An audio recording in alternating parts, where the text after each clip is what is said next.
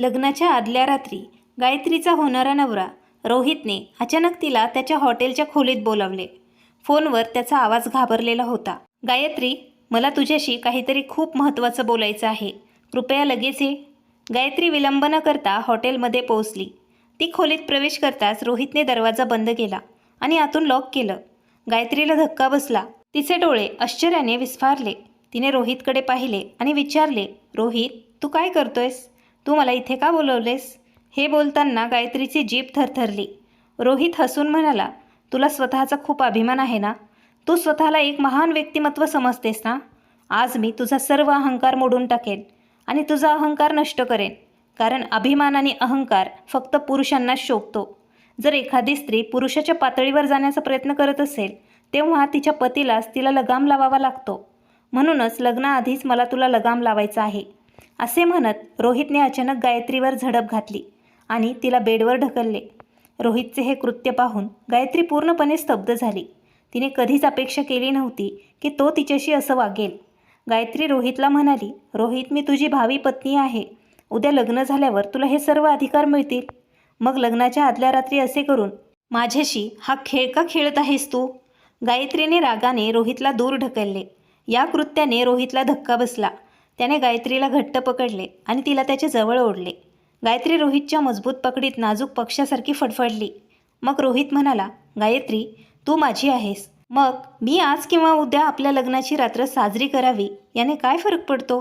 रोहितचे हे बोलणे ऐकून गायत्रीला खूप राग आला. ती रागाने म्हणाली, रोहित, लग्नापूर्वी मी स्वतःला तुझ्या स्वाधीन का करावं? हे चुकीचं आहे. लग्नानंतर तुझे माझ्यावर सर्व अधिकार असू शकतात, हे मी मान्य करते. पण लग्नापूर्वी मी तुला मला स्पर्शही करू देणार नाही. असे म्हणत गायत्रीने तिचा हात मोकळा केला आणि ती खोलीच्या दारापर्यंत पोहोचण्यापूर्वीच रोहितने तिला पटकन पकडले आणि तिला उचलून बेडवर फेकले. रोहितला अशा रूपात पाहून गायत्रीच्या डोळ्यात भीती चमकू लागली. त्याचवेळी रोहित गायत्रीचा हात हातात धरत म्हणाला, गायत्री, तू या लायक नाहीस. तू माझ्या प्रेमाला कधीच पात्र नव्हतीस. जर तुला मी जबरदस्ती करू नये असे वाटत असेल, तू शांतपणे स्वतःला माझ्या स्वाधीन कर. नाहीतर मला जबरदस्ती करायला काहीच हरकत नाही. गायत्री, तू माझी भावी पत्नी आहेस. उद्या आपण लग्न करणार आहोत. तुझा भावी पती म्हणून माझा तुझ्यावर पूर्ण अधिकार आहे. रोहितच्या बोलण्यावर गायत्रीने मान हलवली. तिचे नाही ऐकून रोहितचे डोळे रागाने लाल झाले आणि तो पटकन पुढे गेला. गायत्री म्हणू लागली, रोहित, तू असे का करतोयस? आपल्या लग्नाला फक्त 1 दिवस उरला आहे. त्यानंतर तुझे माझ्यावर सर्व अधिकार आहेत आणि मी तुला वचन देते की उद्यानंतर सर्व काही तू करू शकतोस. मी एक शब्दही बोलणार नाही. हे बोलून गायत्री रोहितपासून स्वतःला मुक्त करण्याचा प्रयत्न करत होती. पण रोहितसारख्या बलवान तरुणासमोर नाजूक कळीसारखी गायत्री असह्य झाली होती. गायत्रीच्या शर्टची बटणे उघडताना रोहितचे हात तिच्या पाठीवर होते आणि तिच्या सर्वतोपरी प्रयत्नांनंतरही गायत्री बेडवर रोहितसमोर जिवंत प्रेतासारखी असह्य पडली. पुढच्या क्षणी रोहितने गायत्रीच्या कमरेवर त्याचे हात ठेवले आणि नंतर गायत्रीच्या किंकाळ्या संपूर्ण खोलीत घुमू लागल्या. रोहितच्या उत्कटतेने गायत्रीवर मात केली आणि बिचारी गायत्री पूर्णपणे असह्य झाली. गायत्री तिच्या खोलीत तिच्या बेडवर बसून रडत होती. तिचे डोळे रडल्यामुळे सुजले होते. आज गायत्रीने जांभळ्या रंगाचा लेहंगा घातला होता. पण जांभळ्या रंगाच्या लेहंग्यासोबतच जास्त रडण्याने गायत्रीचा चेहराही जांभळा झाला होता. गायत्रीला असे वाटले की तिच्या नसांमध्ये रक्त गोठलं आहे आणि तिचा श्वास अधूनमधून सुरू होत आहे. काही क्षणांपूर्वीच गायत्रीची प्रतिष्ठा, तिचा स्वाभिमान आणि तिचा अभिमान एका माणसाने आज हिरावून घेतला होता, जो तिचा होणारा नवरा होता, जो तिच्या सन्मानाचा रक्षक करणारा असायला हवा होता. पण आज तोच रक्षक भक्षक बनला होता आणि त्याने गायत्रीच्या प्रतिष्ठेचे इतके उल्लंघन केले होते की त्याच्या मोहाच्या गर्तेत ती जमिनीवर कोसळली होती. गायत्रीचा स्वाभिमान आणि अभिमान नष्ट करण्याच्या या कृत्याने गायत्रीला आतून चिरडून टाकले होते. तिची प्रतिष्ठा आणि आदर भंग झाला होता. गायत्रीची आई खोलीत आली. ती सुंदर दिसत होती कारण गायत्रीने तिला तिच्या आवडीचा ड्रेस विकत घेतला होता. गायत्री तिच्या लग्नाबद्दल खूप उत्साहित होती. तिच्या प्रत्येक मुलीसारख्याच इच्छा होत्या. पण अचानक रोहितच्या उत्कटतेने तिची सर्व स्वप्ने भंग केली.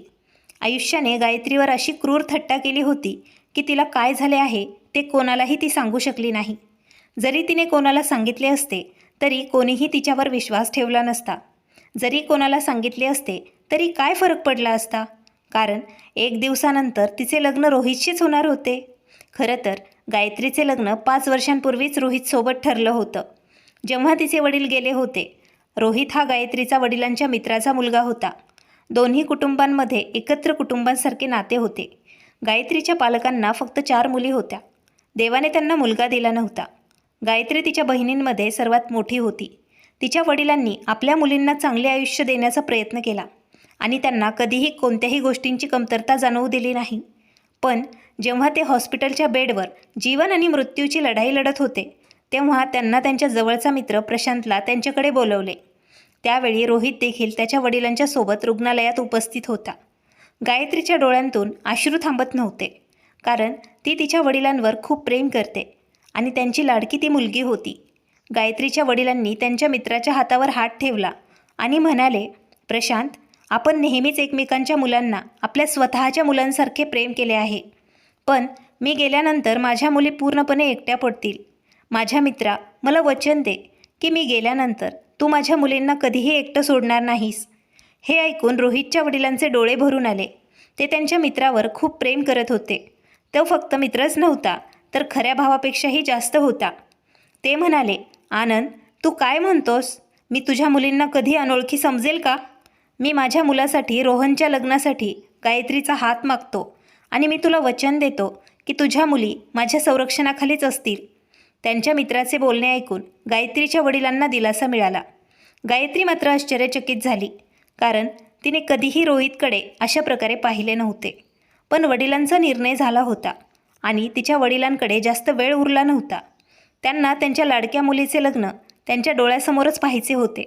काही तासातच गायत्री आणि रोहितचे लग्न हॉस्पिटलच्या खोलीत एका साध्या हॉलमध्ये झाले होते. अशा प्रकारे गायत्री रोहितची बालवधू बनली. गायत्रीला माहीत होते की रोहित एक चांगला मुलगा आहे आणि तो एक चांगला जीवनसाथी बनू शकतो.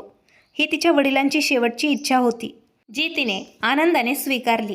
पण गायत्रीची सर्वात मोठी चूक म्हणजे तिने रोहितला कधीही सांगितले नाही की ती या नात्यात आनंदी आहे. जेव्हा जेव्हा रोहित तिच्याशी बोलण्याचा किंवा तिच्या जवळ येण्याचा प्रयत्न करायचा, तेव्हा ती त्याला कठोरपणे दूर ढकलायची. गायत्रीच्या या वृत्तीमुळे रोहित चिडायचा आणि तो मागे हटायचा.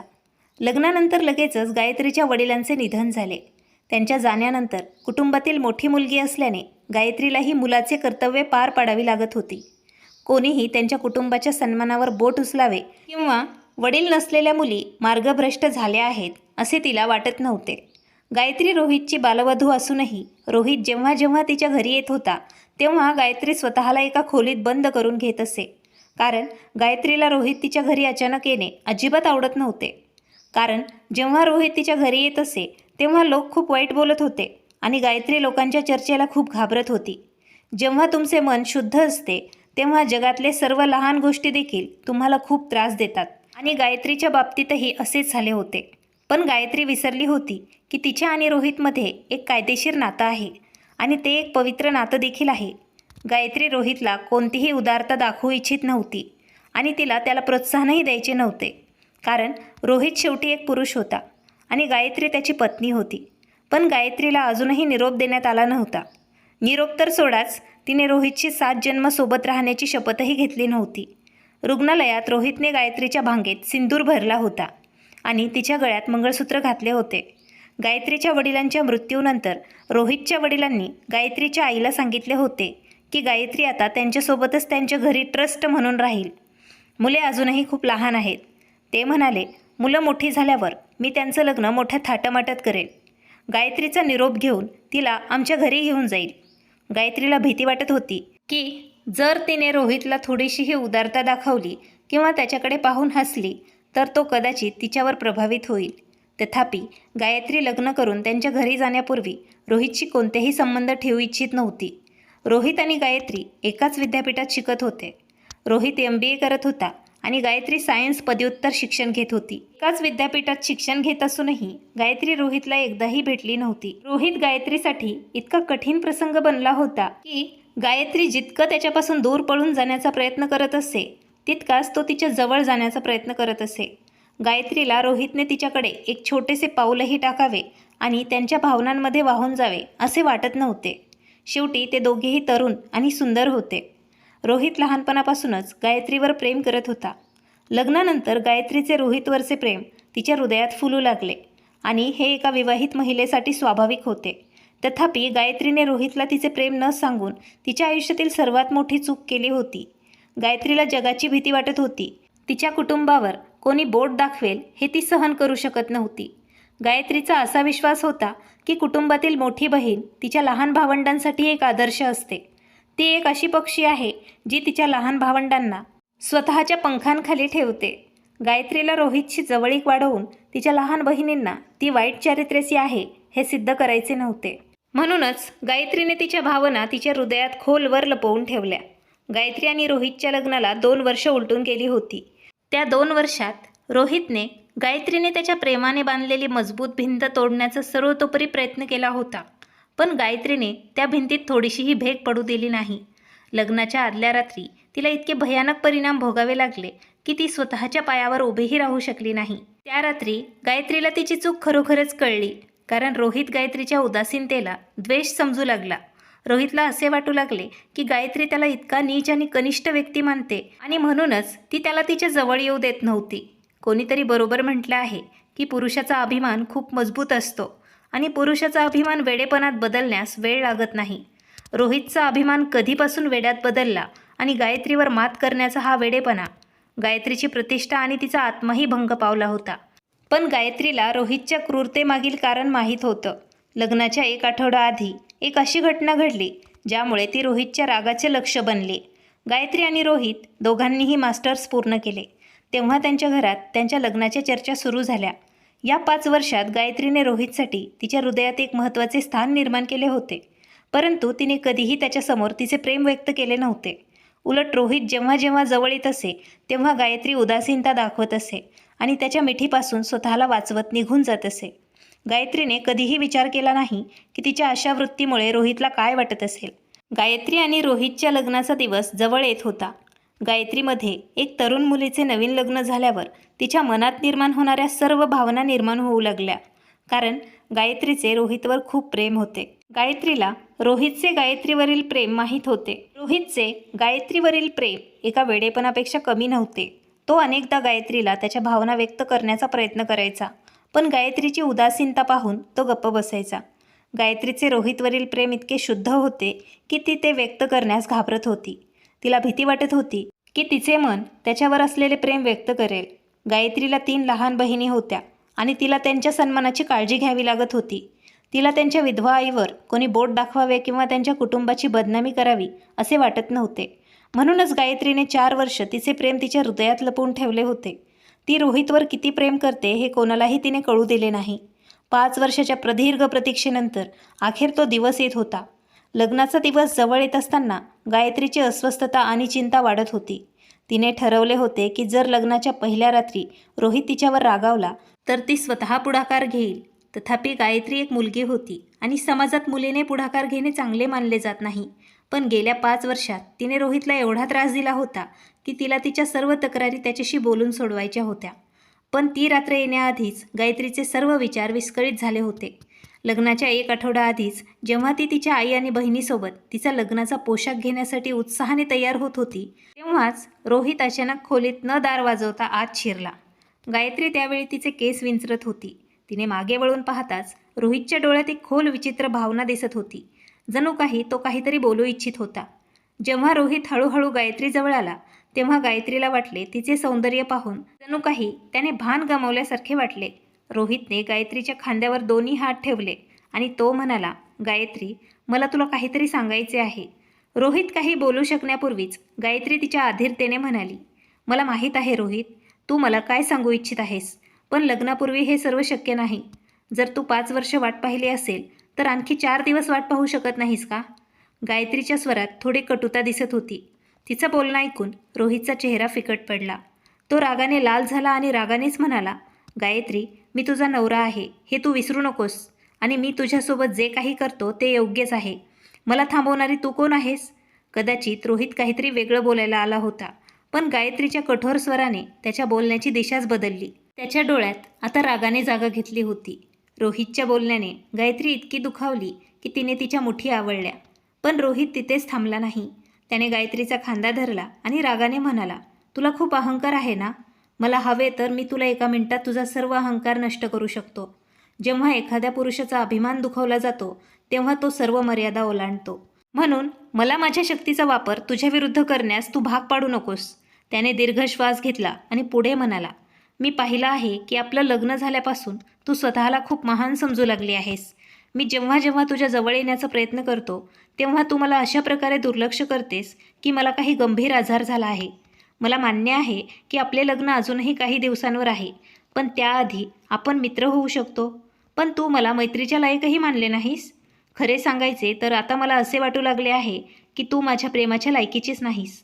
असे म्हणत रोहितने गायत्रीचे खांदे झटकले. आता गायत्रीलाही स्वतःवर नियंत्रण ठेवणे कठीण झाले.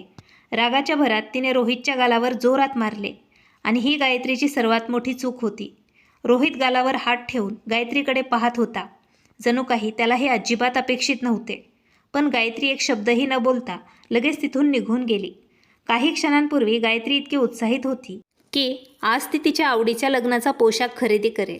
तिने तिच्या डोळ्यात हजारो स्वप्न पाहिली होती, पण रोहितच्या कठोर शब्दांनी तिची सर्व स्वप्ने चकनाचूर केली होती. गायत्रीने त्याला योग्य उत्तर दिले होते, कारण ती त्या मुलींपैकी नव्हती जी पुरुषाची कटुता मधासारखी गिळून टाकते आणि नंतर म्हणते, हो सर्व काही ठीक आहे. आज तिने खूप दुःखी मनाने तिच्या लग्नाचा पोशाख खरेदी केला. उत्साहित झालेल्या तिच्या बहिणी तिला विचारत राहिल्या, दीदी तुझ्या लग्नाच्या लेहंग्याचा कोणता रंग असावा? गायत्री फक्त मंद बनावट हास्याने त्यांना उत्तर देत असे. गायत्रीचा सर्व आनंद नाहीसा झाला होता. तिला रोहितचा कठोर स्वभाव आणि तिची थप्पड आठवत राहिली.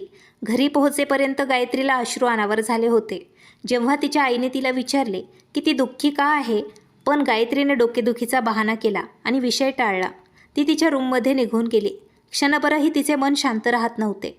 तिचे हृदय धडधडत होते, कारण रोहित तिचा होणारा नवरा होता आणि एका आठवड्यानंतर त्यांच्या घरी त्यांची वधू म्हणून ती जाणार होती. कदाचित गायत्रीने रोहितला थप्पड मारून खूप मोठी चूक केली आहे आणि ही चूक तिला आता कळत होती. गायत्रीला वाटले की तिने रोहितची माफी मागावी, पण दुसऱ्या क्षणी तिच्या मनात एक विचार आला, ती फक्त तिचीच चूक होती का? रोहित पण तिच्याशी उद्धटपणे वागला होता. हा विचार करत करत अर्धी रात्र निघून गेली. शेवटी पहाटे 2 वाजता गायत्रीने रोहितला फोन केला. गायत्रीने रोहितला पहिल्यांदाच फोन केला होता, पण रोहितने तिचा फोन उचलला नाही. तो झोपला असेल असे समजून गायत्रीने पुन्हा त्याचा नंबर डायल केला. यावेळी रोहितने तिचा फोन उचलला. रोहितचा झोपळू आवाज आला. कोण आहे?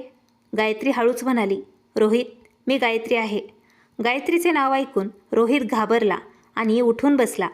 काही क्षण शांत राहिल्यानंतर त्याने थंडपणे विचारलं, काय झालंय? तू इतक्या उशिरा का फोन केलास? गायत्री हळूच म्हणाली, रोहित, मी तुला थप्पड मारून योग्य काम केलं नाही. कृपया मला माफ कर. मला खरोखर माफ कर. क्षणभर शांतता पसरली. मग रोहितने एक दीर्घ श्वास घेतला आणि म्हणाला, फक्त माफी मागून चालणार नाही. लग्नाच्या 1 दिवस आधी मी तुला सांगतो तिथे तुला यावे लागेल. जर तू आली नाहीस तर मी तुला कधीही माफ करणार नाही. हे ऐकून गायत्री आणखीनच चिंतेत पडली. तिच्या मनात प्रश्न येऊ लागले.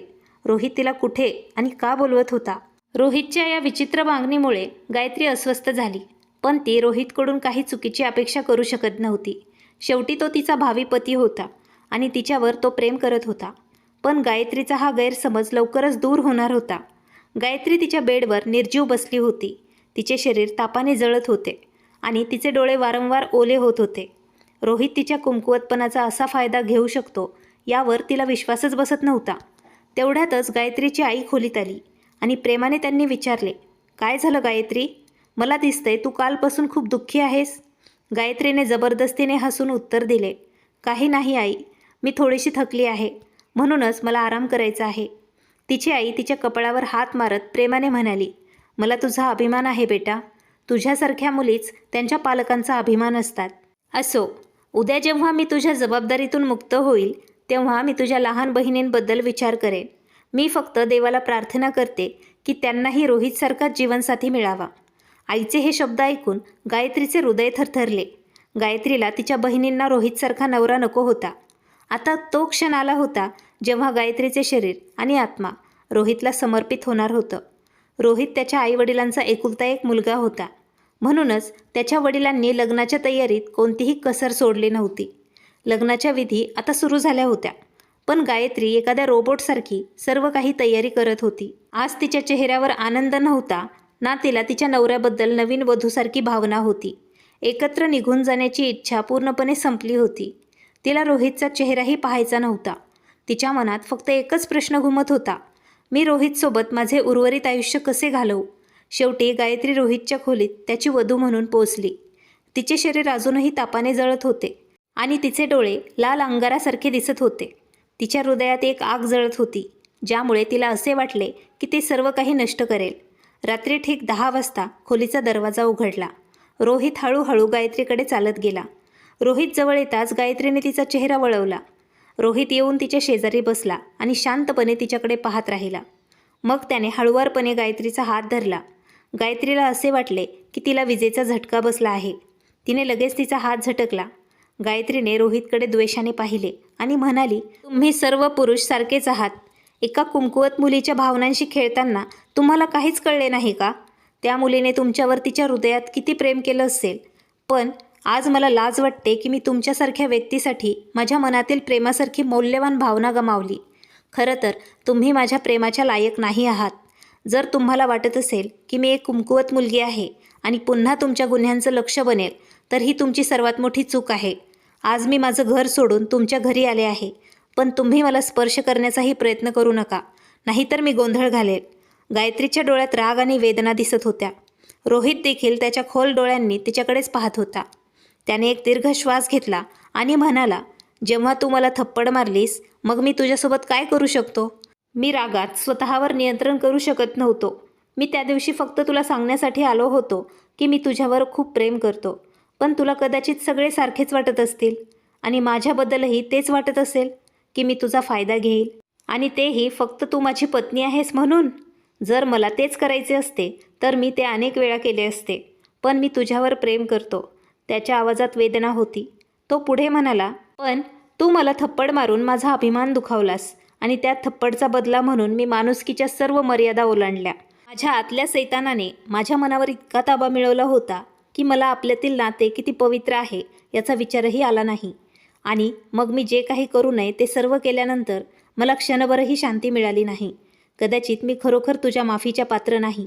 म्हणूनच तू एकटी या घरात आरामात राहा. या घराची मालकी नसण्यासोबतच तू माझ्या हृदयाची राणी आणि माझ्या घराचा सन्मान देखील आहेस. हे मी काल रात्री विसरलो होतो. मी तुझी माफी मागणार नाही, कारण मी तुमच्या माफीला पात्रच नाही. असं म्हणत रोहित तिथून निघून गेला. तो उठून निघून गेला हे सगळं पाहून गायत्रीला धक्का बसला. तिला वाटलं की रोहित तिच्याशी काल रात्रीसारखंच वागेल आणि आयुष्यभर तिला त्रास देत राहील.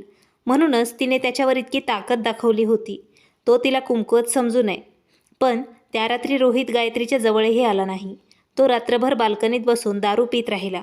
सकाळी रोहितची आई त्याच्या खोलीत आली तेव्हा त्यांनी प्रेमाने गायत्रीच्या डोक्यावर हात ठेवला आणि म्हणाली, गायत्री बेटा, तुला खूप ताप आला आहे. गायत्री हळू आवाजात म्हणाली, नाही आई, मी फक्त थोडी थकली आहे. मी थोडी विश्रांती घेतली तर मी बरी होईल. पण रोहितची आई वळून रोहितकडे पाहत होती, जो नुकताच ओल्या केसांनी वॉशरूममधून बाहेर आला होता. त्या आश्चर्याने म्हणाल्या, रोहित, तू कसा नवरा आहेस? तुझी बायको इथे तापाने जळत आहे आणि तुला काहीच कळत नाही. रोहितने आश्चर्याने गायत्रीकडे पाहिले. त्याला खरोखरच कल्पना नव्हती की गायत्री रात्रभर तापाने जळत आहे. त्याने हळुवारपणे गायत्रीच्या कपाळावर आपले थंड हात ठेवले. गायत्रीला वाटले जणू काही जळत्या निखाऱ्यावर थंड वारा आला आहे. रोहित त्याच्या आईला म्हणाला, आई, मी डॉक्टरांना घरी बोलवतो, कारण गायत्रीला खूप ताप आला आहे. ती कदाचित माझ्यासोबत बाहेर जाऊ शकणार नाही. असे म्हणून रोहितने त्याचा मोबाईल फोन उचलला आणि फोन कानाला लावत तो बाहेर गेला. रोहितची आई गायत्रीच्या शेजारी बसली आणि तिच्या केसांना हात लावत म्हणाली, गायत्री, मला तुझी आई समज, तुझी सासू नाही. मी तुला नेहमीच माझी मुलगी म्हणून पाहिलं आहे. तू माझी सून नाही. मी तुझ्या लहानपणीच देवाकडे रोहितसाठी तुझी मागणी केली होती आणि रोहित लहानपणापासूनच तुझ्यावर खूप प्रेम करतो. तो दिवसभर तुझेच नाव घेतो. रोहितची आई हसून गायत्रीला तिच्या मुलाच्या प्रेमाच्या गोष्टी सांगायची. पण गायत्रीने सर्व गोष्टींकडे दुर्लक्ष केलं, कारण रोहितने ते ऐकलं नव्हतं. झालेली चूक इतक्या सहजासहजी माफ करता येणार नव्हती. लग्नाला 1 आठवडा उलटून गेला तेव्हा सर्वजण तक्रार करू लागले, अरे रोहित, काय झालंय? तुम्ही लोक हनीमूनला का जात नाहीत? रोहित शांतपणे गायत्रीकडे पाहू लागला, पण गायत्रीला त्याच्या नजरेने पूर्णपणे अस्वस्थ वाटू लागले. कारण तिला रोहितसोबत कुठेही जायचे नव्हते. गायत्रीसाठी रोहितसोबत एकाच खोलीत झोपणे देखील एका शिक्षेपेक्षा कमी नव्हते. तथापि त्या रात्रीनंतर रोहितने गायत्रीला कधीही त्रास दिला नाही. तो रात्रभर बाल्कनीत बसायचा आणि जेव्हा तो थकायचा तेव्हा तो सोफ्यावर येऊन झोपायचा. रोहित गायत्रीकडे पाहत असेल, ती कुटुंबातील सदस्यांना काय म्हणेल, पण गायत्री शांतपणे मान वाकवत असे. रोहित स्वतः परिस्थिती हाताळेल असा विचार करत होती, कारण त्यांच्या लग्नात लग्न असे काहीच नव्हते. जर नाही तर मग हनीमूनला जाण्याचा काय अर्थ आहे. पण रोहितच्या पुढच्या विधानाने गायत्रीला मात्र धक्काच बसला. जेव्हा त्याने त्याच्या आईला सांगितले, आई, आम्ही या आठवड्यात शिमल्याला जाणार आहोत. हे ऐकून गायत्रीने रोहितकडे रागाने पाहिले, पण रोहित तिच्याकडे पाहून हसला आणि नंतर नाश्ता करण्यासाठी आपली नजर खाली करत गेला. जणू काही त्याला गायत्रीच्या वागण्याचा त्रास होत नव्हता. 1 आठवडा उलटून गेला. रोहितच्या आईने त्यांचे सामान पॅक केले. जणू काही ते किती काळ शिमल्यामध्येच राहणार आहेत कोणास ठाऊक. त्यांनी गायत्रीला सांगितले, गायत्री, सगळं सामान पॅक करायला विसरू नकोस, कारण तिथे खूप थंडी आहे. गायत्रीने फक्त काळजीने त्यांच्याकडे पाहिले, कारण ती नेहमीप्रमाणे असह्य होती. मग तो दिवस आला जेव्हा गायत्री रोहितसोबत शिमल्याला निघाली. त्यांनी एका आलिशान हॉटेलमध्ये जेवण केले, पण गायत्री पूर्णपणे शांत राहिली. रोहितशी बोलण्यास ती तयार नव्हती. तथापि रोहित पूर्णपणे सामान्य पद्धतीने बोलत होता, जणू काही त्यांच्यात कधीच काहीही घडलेले नव्हते. रोहितच्या वागणुकीची ही सामान्यता गायत्रीला नक्कीच भावली. गायत्रीने रागाने विचारले, रोहित, तू मला इथे आणले तेव्हा तू काय विचार करत होतास? ज्या उद्देशाने नवरा आपल्या पत्नीला हनीमूनवर आणतो, तो उद्देश कधीच पूर्ण होऊ शकत नाही. हे ऐकून रोहित हसला आणि म्हणाला, गायत्री, तू काळजी करू नकोस. माझा अहंकार आता कमी झाला आहे. तुझा राग कमी होईपर्यंत मी तुझी वाट पाहेन. गायत्री म्हणाली, पण रोहित, माझा राग कधीही कमी होणार नाही, कारण तू माझा अपमानच केला नाहीस तर माझा आत्माही आतून तोडला आहेस. रोहितने एक दीर्घ श्वास घेतला आणि तो म्हणाला, गायत्री, म्हणूनच मी तुला इथे आणले आहे. मी ऐकलं आहे की येथील सुंदर दृश्य पाहून तुटलेले हृदयही बरे होतात. या कडाक्याच्या थंडीत एखाद्याला आपल्या जोडीदाराला मिठी मारावीशी वाटते. रोहितचे असे बोलणे ऐकून गायत्री रागाने चमचा फेकून देऊन निघाली आणि तिथून ती पाय आदळत बाहेर पडली. बाहेर जाऊन ती गाडीत बसली. तिने मनातून तिचा निर्णय घेतला. ती रोहितला इतक्या सहजासहजी माफ करणार नव्हती. त्याचा अभिमान जपण्यासाठी रोहितने गायत्रीच्या प्रतिष्ठेचा भंग केला होता.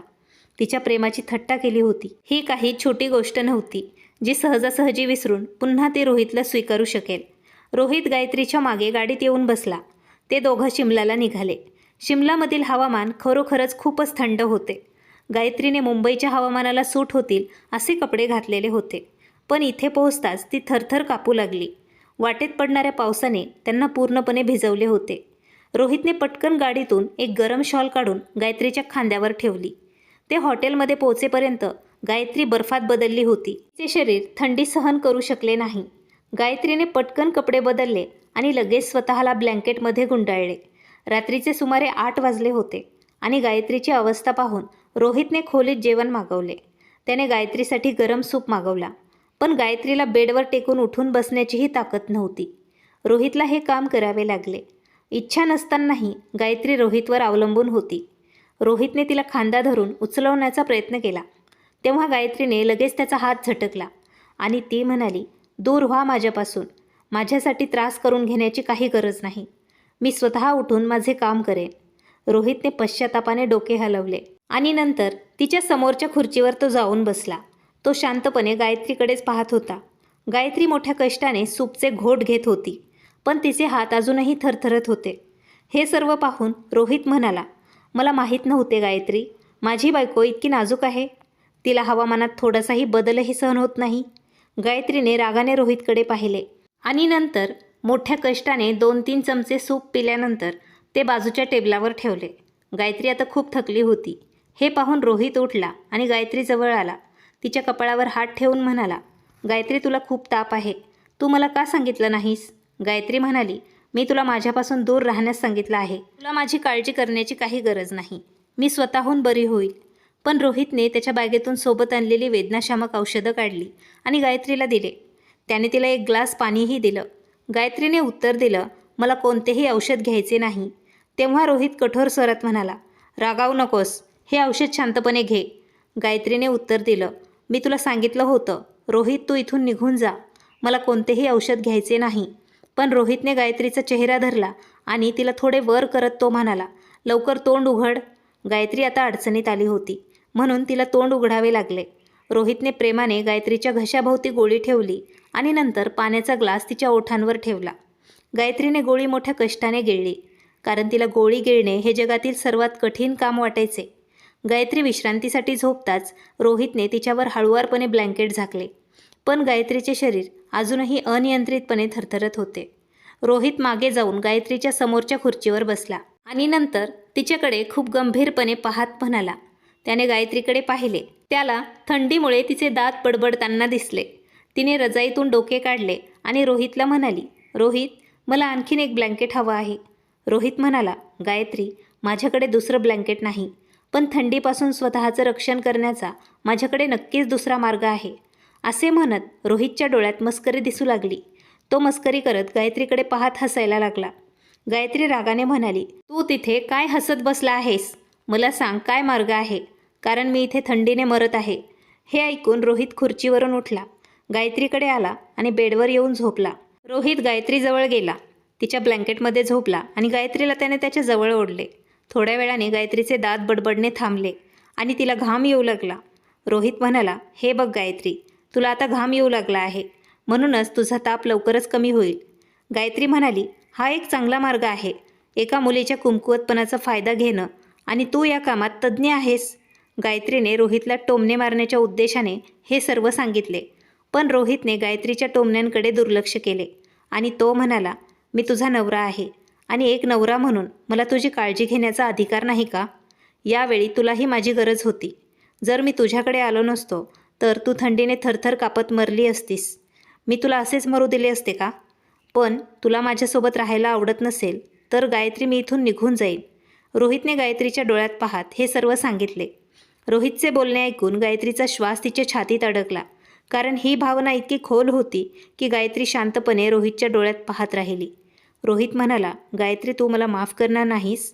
मी कबूल करतो की मी खूप मोठी चूक केली आहे, पण मी कोणताही गुन्हा केलेला नाही, कारण माझ्यासाठी तू 5 वर्षांपूर्वीच माझी पत्नी झाली होतीस. मला वाटले होते की तुला दुखावून माझ्या पुरुषी अभिमानाला काही दिलासा मिळेल, पण सत्य हे आहे की त्या दिवसानंतर मला एक क्षणही शांत झोप येत नव्हती. त्या दिवशी सैतानाने माझ्यावर काही काळासाठी ताबा मिळवला होता. पण मी खरं सांगतो गायत्री, मी तुझ्यावर खूप प्रेम करतो आणि माझं प्रेम 2-4 वर्षांचं नाही आहे. मी लहानपणापासूनच तुझ्यावर प्रेम करत आहे. इतक्या वर्षात माझ्या प्रेमाने तुला कधीही दुःख दिले नाही, पण त्या दिवशी मला माहीत नाही की माझ्यामध्ये असा कोणता वेडेपणा शिरला होता की मी माझे भान गमावले होते. गायत्री, कृपया मला माफ कर आणि माझी शिक्षा थोडी कमी कर, कारण त्या दिवसापासून मी ही पश्चात्तापाच्या आगीत जळत आहे. लहानपणापासून मी माझ्या हृदयात लग्नाच्या रात्रीचे खूप सुंदर स्वप्न रंगवली होती, पण माझ्या एका चुकीने सगळं उद्ध्वस्त केलं. जर तुला विश्वास बसत नसेल तर माझ्या हृदयावर हात ठेव आणि गायत्री, बघ, हे हृदय तुझ्या नावाने किती जोरात धडधडत आहे. असे म्हणत रोहितने गायत्रीचा हात हळुवारपणे धरला आणि त्याच्या छातीवर ठेवला. गायत्रीलाही असं वाटलं की रोहितचं हृदय खरोखरच खूप वेगाने धडधडत आहे. आता गायत्रीचा संयम तुटला होता. तिच्या डोळ्यातून सतत अश्रू वाहत होते. तिने रोहितकडे पाहिलं आणि म्हणाली, रोहित, तू माझ्यावर जितकं प्रेम करतोस तितकंच मीही तुझ्यावर प्रेम करते. पण त्या रात्री जे घडलं त्यामुळे मला खूप दुःख झालं आहे. मी तुला विसरू शकले नाही. रोहितला तिच्या डोळ्यात खोल पश्चाताप दिसला. त्याने गायत्रीचा हात धरला आणि म्हणाला, गायत्री, मला माहीत आहे की मी तुला दुखावलं आहे आणि कदाचित मी स्वतःला कधीही माफ करू शकणार नाही. पण आज मी तुला वचन देतो की ती माझ्या आयुष्यातील सर्वात मोठी आणि शेवटची चूक होती. तुझ्या आनंदाशिवाय मी एक पाऊलही उचलणार नाही. जर तू मला माफ केले नाहीस तर मी स्वतःलाही नष्ट करेल, कारण मी आता तुझा द्वेष सहन करू शकत नाही. गायत्रीने लगेचच त्याला बोलण्यापासून रोखले आणि तिच्या मऊ हातांनी त्याच्या ओठावर तिने हात ठेवला. तिच्या आवाजात ताकद होती. गप्प बस रोहित, जर तू पुन्हा असं बोललास तर मी तुला बोलणार नाही. मी तुला गमावण्याचा विचारही माझ्या हृदयात येऊ देणार नाही. मग ती हळुवारपणे म्हणाली, रोहित, पती पत्नीच्या नात्यात सर्वात महत्त्वाची गोष्ट म्हणजे प्रेम नाही, तर समानता आणि परस्पर संमती. काळानुसार प्रेम वाढतं, पण एकदा आदर गेला की तो परत कधीच येत नाही. तू माझा नवरा आहेस. माझी इच्छा असेल तरी मी तुझ्यापासून दूर जाऊ शकत नाही, पण वारंवार माफी मागून मला जास्त त्रास देऊ नकोस. जे घडले ते विसरून जाऊया आणि नवीन आयुष्य सुरू करूया. असे म्हणत गायत्रीने रोहितच्या छातीत डोके लपवले आणि ढसाढसा रडत होती. तो गायत्रीच्या केसांना हात लावत म्हणाला, आज तुला कितीही रडायचं असेल तितकं रडून घे गायत्री. जोपर्यंत तुझ्या हृदयातील प्रत्येक वेदना, दुःख या अश्रूंमधून बाहेर पडत नाही तोपर्यंत आपल्या आयुष्यात शांतता राहणार नाही. पण यानंतर मला तुझ्या डोळ्यात कधीच अश्रू पाहायचे नाहीत. रोहितचे डोळेही अश्रूंनी भरले होते. गायत्रीने पटकन त्याचे अश्रू आपल्या तळहातावर धरले आणि हळुवारपणे म्हणाली, रोहित, मी तुला सांगितले होते, तू पुन्हा असं बोलणार नाहीस. आता मला आणखी एक वचन दे. जर कधी तुझ्या डोळ्यात माझ्यामुळे अश्रू आले तर तू मला कानाखाली मारू शकतोस, पण स्वतःच्या मृत्यूबद्दल कधीच बोलू नकोस. मी तुझ्या अगोदर मरेल. रोहित तिच्या निरागसतेवर हसला. गायत्रीने त्याचे अश्रू तिच्या तळहातावर गोळा केले आणि ते तिच्या कपाळावर ठेवले. थोड्याशा शांततेनंतर गायत्री हलक्या स्मितहास्यासह म्हणाली, तू बरोबर होतास रोहित. शिमलाच्या दऱ्याखोऱ्यांना भेट दिल्यानंतर तुटलेली हृदये देखील दुरुस्त होतात. इथली थंडी, वारा आपल्या प्रियजनांच्या जवळ येण्यास आपल्याला भाग पाडते. रोहित खोडकरपणे म्हणाला, मग तू कशाची वाट पाहत आहेस माझी राणी? माझ्या मिठीत ये. ही मिठी इतके दिवस तुझी वाटच पाहत आहे. असे म्हणत रोहितने गायत्रीला आपल्या मिठीत घेतले. आज त्यांच्यातील वर्षानुवर्षाचे अंतर पुसले गेले होते. रोहितने गायत्रीच्या कपाळावर प्रेमाची मोहर लावली आणि गायत्रीने स्वतःला त्याच्या स्वाधीन केले. त्या हॉटेलच्या खोलीत एक नवीन प्रेमकथा लिहिली जात होती. असे वाटत होते की शिमलाचे थंड वारे त्यांच्याकडे पाहून हसत आहेत आणि लाजत दूर जात आहेत. तर मित्रांनो, तुम्हाला ही कथा कशी वाटली? कृपया तुमचे मत कमेंट सेक्शनमध्ये शेअर करा.